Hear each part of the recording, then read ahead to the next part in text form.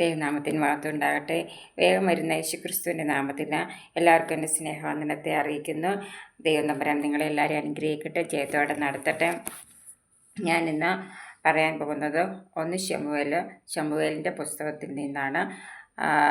ശമൂവേലിൻ്റെ പുസ്തകം 1-ാം അധ്യായം ആസ്പദമാക്കിയാണ് ഞാനിന്ന് സംസാരിക്കുന്നത്. എഫ്രൈം മലനാട്ടിലെ രാമാഥയും സോഫീമിൽ എൽക്കാന എന്നു പേരുള്ള ഒരു പുരുഷനുണ്ടായിരുന്നു. അദ്ദേഹത്തിൻ്റെ പേരാണ് എൽക്കാന. ഏലിഹുവിൻ്റെ മകനായ യെരോഹാമിൻ്റെ മകനായിരുന്നു. അദ്ദേഹത്തിൻ്റെ പിതാവിൻ്റെ പേര് ഏലിഹു എന്നായിരുന്നു. ഏലിഹു എഫ്രീമനായ സൂഫിൻ്റെ മകനായ തോഹുവിൻ്റെ മകൻ ആയിരുന്നു. എൽക്കാനയെ സംബന്ധിച്ചിടത്തോളം പറഞ്ഞാൽ എൽക്കാനയ്ക്ക് 2 ഭാര്യമാരുണ്ടായിരുന്നു. 2 ഭാര്യമാർ, ഒരുത്തിക്ക് ഹന്ന എന്നും മറ്റവൾക്ക് പെനീന എന്നും. എൽക്കാനയ്ക്ക് 2 ഭാര്യമാരുണ്ടായിരുന്നു, ഹന്നായും പെനീനയും. പെനീനയ്ക്ക് മക്കളുണ്ടായിരുന്നു, ഹന്നായ്ക്കോ മക്കളില്ലായിരുന്നു. അവൻ ശീലോവിൽ സൈന്യങ്ങളുടെ യഹോവയെ നമസ്കരിപ്പാനും അവനെ യാഗം കഴിപ്പാനും തൻ്റെ പട്ടണത്തിൽ നിന്ന് ആണ്ടുതോറും ശീലോവിലേക്ക് പോക പതിവായിരുന്നു. എൽക്കാന എപ്പോഴും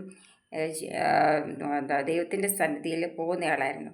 ഏലിയുടെ 2 പുത്രന്മാരായ യഹോവയ്ക്ക് പുരോഹിതന്മാരായിരുന്ന ഒഫ്നിയും ഹിനാഹാസും അവിടെ ഉണ്ടായിരുന്നു. അപ്പോൾ ഏലി പുരോഹിതൻ്റെ മക്കളായിരുന്നു ഒഫ്നിയും ഹിനാഹാസും. എൽക്കാന യാഗം കഴിക്കുമ്പോഴൊക്കെയും തൻ്റെ ഭാര്യയായ പെനീനായ്ക്കും അവളുടെ സകല പുത്രന്മാർക്കും പുത്രിമാർക്കും ഓഹരി കൊടുക്കും. ഹന്നായെ സ്നേഹിക്കൊണ്ട് ഇരട്ടി ഓഹരി കൊടുക്കും. കാരണം ഹന്നായ്ക്ക് നല്ല ഓഹരി കൊടുക്കും, പെനീനായ്ക്കും മക്കൾക്കും കൊടുക്കും. എന്നാൽ യഹോവ അവളുടെ ഗർഭം അടച്ചിരുന്നു. ഹന്നായുടെ യഹോവ അവളുടെ ഗർഭം അടച്ചിരുന്നതിനാൽ അവളുടെ പ്രതിയോഗി അവളെ വ്യസനിപ്പിപ്പാൻ തക്കവണ്ണം അവൾ വളരെ മുഷിപ്പിച്ചു. അവൾ യഹോവയുടെ ആലയത്തിലേക്ക് പോകുന്ന സമയത്തൊക്കെയും ആണ്ടുതോറും അവൾ അങ്ങനെ ചെയ്തു പോന്നു. അവളെ മുഷിപ്പിച്ചത് കൊണ്ട് അവൾ കരഞ്ഞ് പട്ടിണി കിടന്നു. ഹന്നായ്ക്ക് മക്കളില്ലായിരുന്നുകൊണ്ട് പെനീന എപ്പോഴും അവളെ കളിയാക്കുമായിരുന്നു. എന്തിന് പട്ടിണി കിടക്കുന്നു, എന്ത് നീ വ്യസനിക്കുന്നു എന്ന് എൽക്കാന അവളോട് ചോദിച്ചപ്പം അവൾ പറയും, എനിക്ക് മക്കളില്ലല്ലോ എന്ന് പറയുമ്പോൾ എൽക്കാന അവളോട് ഹന്നായോട് പറയും, നിനക്ക് 10 പുത്രന്മാരെക്കാൾ നല്ലതല്ലേ ഞാൻ എന്ന് പറയുമായിരുന്നു. അവർ ശിലോയിൽ വെച്ച് തിന്നുകയും കുടിക്കുകയും ചെയ്ത ശേഷം ഹന്ന എഴുന്നേറ്റ് പോയി. പുരോഹിതനായ ഏലി യഹോവയുടെ മന്ദിരത്തിൻ്റെ വാതിൽക്കൽ ഇരിക്കുകയായിരുന്നു. അവൾ മനോവ്യസനത്തോടെ യഹോവയോട് പ്രാർത്ഥിച്ച് വളരെ കരഞ്ഞു. അവൾ ഒരു നേർച്ച നേർന്നു. ആ നേർച്ച ഇങ്ങനെ: സൈന്യങ്ങളുടെ യഹോവേ, അടിയൻ്റെ സങ്കടം നോക്കി അടിയനെ ഓർക്കുകയും അടിയനെ മറക്കാതെ ഒരു പുരുഷ സന്താനത്തെ നൽകുകയും ചെയ്താൽ അടിയൻ അവനെ അവൻ്റെ ജീവപര്യന്തം യഹോവയ്ക്ക് കൊടുക്കും. അപ്പോൾ അവൾ ആഗ്രഹിച്ചത് ഒരു ആൺ പൈതലിന് വേണ്ടിയാണ് ആഗ്രഹിച്ചത്. അപ്പം ഇങ്ങനെ അവൾ യഹോവയുടെ സന്നിധിയിൽ പ്രാർത്ഥിച്ചുകൊണ്ടിരിക്കുമ്പോൾ ഏലി അവളുടെ വായ് സൂക്ഷിച്ചു നോക്കി. ഏലി എന്ന് പറഞ്ഞാൽ ഏലി പുരോഹിതൻ. ഹന്ന ഹൃദയം കൊണ്ട് സംസാരിച്ചതിനാൽ അവളുടെ ആദരം അനങ്ങിയതല്ലാതെ ശബ്ദമൊന്നും കേൾക്കുന്നില്ലായിരുന്നു. അപ്പോൾ ആകയാൽ അവൾക്ക് ലഹരി പിടിച്ചിരിക്കുന്നു എന്ന് ഏലിക്ക് തോന്നിപ്പോയി. ഏലി അവളോട്, നീ എത്രത്തോളം ലഹരി പിടിച്ചിരിക്കും, നിന്റെ വീഞ്ഞിറങ്ങട്ടെ എന്ന് പറഞ്ഞു. അതിന് ഹന്ന ഉത്തരം പറഞ്ഞു, അങ്ങനെയല്ല യജമാനനെ, ഞാൻ മനോവ്യസനമുള്ള ഒരു സ്ത്രീ, ഞാൻ വീഞ്ഞോ മദ്യമോ ഒന്നും കുടിച്ചിട്ടില്ല. യഹോവയുടെ സന്നിധിയിൽ അല്ല ഹൃദയം പകരുകയാണ് ചെയ്തത് എന്ന് പറഞ്ഞു. അടിയനെ ഒരു നീച സ്ത്രീയെ വിചാരിക്കരുതേ, അടിയൻ സങ്കടത്തിൻ്റെ വ്യസനത്തിൻ്റെ ആധിക്യം കൊണ്ടാണ് സംസാരിച്ചത്. അപ്പം ഞാനിത് ബൈബിളിലുള്ള കാര്യങ്ങൾ ആസ്പദമാക്കി അതേപോലെ തന്നെയാണ് പറയുന്നത്. അത് ഏലി പുരോഹിതൻ പറയുന്നുണ്ട്, നീ സമാധാനത്തോടെ പോക്കാൻ പറയുന്നുണ്ട്.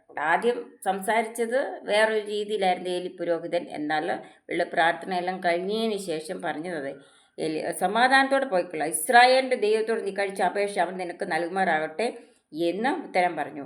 അടിയന് തൃക്കണ്ണിൽ കൃപ ലഭിക്കുമാറാകട്ടെ എന്ന് പറഞ്ഞ് സ്ത്രീ തൻ്റെ വഴിക്ക് പോയി ഭക്ഷണം കഴിച്ചു. അവിടെ മുഖം പിന്നെ വാടിയതുമില്ല. അപ്പം അവൾക്ക് ദൈവം തമ്പുരാന് ഒരു മകനെ നൽകി കൊടുത്തു. ആ മകനാണ് ശമൂവേൽ. അപ്പോൾ അവൾ പ്രാർത്ഥിക്കുകയും ദൈവത്തോട് യാചിക്കുകയും അവളുടെ ഹൃദയം ദൈവസന്നിധിയിൽ പകരുകയും ചെയ്ത് അത് മുഖാന്തരം അവൾക്കൊരു മകനെ ലഭിച്ചു. അവളുടെ ഉള്ളിൽ എനിക്കൊരു മകനെ വേണമെന്നുള്ളതായിരുന്നു അവളുടെ ഹൃദയത്തിൽ ആഗ്രഹം. ആ ആഗ്രഹത്തെ ദൈവം തമ്പുരാൻ നിറവേറ്റി കൊടുക്കുകയാണ് ചെയ്തത്.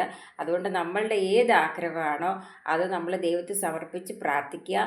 അത് നിറവേറ്റി തരുവാനായിട്ട് സർവശക്തനായ ദൈവത്തിന് സാധിക്കും. നിങ്ങളെല്ലാം ആയിരിക്കുന്നിടത്ത് കർത്താവ് പരിപാലിക്കട്ടെ, ജയത്തോടെ നടത്തട്ടെ. ഈ സമയത്ത് കുഞ്ഞുങ്ങളില്ലാതിരിക്കുന്നവർക്ക് വേണ്ടി ഞാൻ പ്രത്യേകം പ്രാർത്ഥിക്കുകയാണ്. ദൈവമേ സ്തോത്രം ചെയ്ത് സ്തുതിക്കുന്നപ്പോൾ നന്ദി അർപ്പിക്കുന്നു കർത്താവ്. കുഞ്ഞുങ്ങളില്ലാതെ ഭാരപ്പെടുന്ന എത്രയോ പേരുണ്ട്. അവരെല്ലാം നിൻ്റെ മുമ്പിൽ സമർപ്പിച്ച് പ്രാർത്ഥിക്കുന്നു. ദൈവത്താൽ അനുഗ്രഹിക്കപ്പെട്ടവരായി തീർന്ന് അവർ മുമ്പോട്ട് അങ്ങയുടെ കരങ്ങളിൽ ഏൽപ്പിച്ച് പ്രാർത്ഥിക്കുന്നു. കുടുംബജീവിതത്തെ ധന്യമാക്കണമേലാണ് കർത്താവെ. ഹല്ലേലൂയ. തലമുറകളെ നീ കൊടുത്ത് മാനിക്കണമേ എന്ന് പ്രാർത്ഥിക്കുന്നു. അങ്ങയുടെ കരങ്ങളിൽ ഏൽപ്പിച്ചു തന്ന് പ്രാർത്ഥിക്കുന്നു. ലൈസ്തവത്തിൽ അപേക്ഷിക്കുന്നു. കൃപയുടെ കേൾക്കണമേ. ആമേ. സ്തോത്രം. നിങ്ങളായിരിക്കുന്നിടത്ത് കർത്താവ് പരിപാലിക്കട്ടെ, ചേത്തോടെ നടത്തട്ടെ. കുഞ്ഞുങ്ങളൊക്കെയും ബൈബിൾ വായിക്കുകയും പ്രാർത്ഥിക്കുകയും ആരാധിക്കുകയും ഒക്കെ ചെയ്ത് മുമ്പോട്ട് പോകണം. കർത്താവിനെക്കുറിച്ച് മറ്റുള്ളവരോട് പറയണം. നിങ്ങൾ ദൈവവചനം വായിച്ച് മനസ്സിലാക്കണം. ദൈവവചനം അറിയാവുന്നവർ പറയുന്നത് നമ്മൾ കേട്ട് മനസ്സിലാക്കണം. അത് നമുക്ക് എന്തോരം പഠിച്ചാലും തീരത്തില്ല. വായിച്ചാലും തീരത്തില്ല. അതേപോലെ നമ്മുടെ കർത്താവിൻ്റെ വചനം അത് വായിച്ച് നമ്മൾ മനസ്സിലാക്കണം. മറ്റുള്ളവരിൽ നിന്നും അവർ എന്താണ് ഇതിൻ്റെ കാര്യം എന്നുള്ളത് അതും നമ്മൾ കേട്ട് മനസ്സിലാക്കണം. നിങ്ങളായിരിക്കുന്നിടത്ത് കർത്താവ് പരിപാലിക്കട്ടെ, ജയത്തോടെ നടത്തട്ടെ. God bless you.